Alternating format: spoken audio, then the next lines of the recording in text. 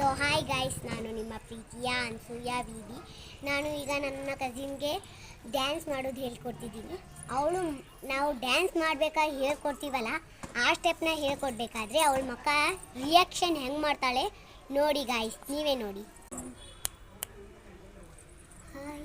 Hi hi hi. ಡ್ಯಾನ್ಸಾ? ಯಾ ಯಾವುದಕ್ಕ? ಮೊಹಾನಿ ಹೀಗೆಲ್ಲ ಹಾಂ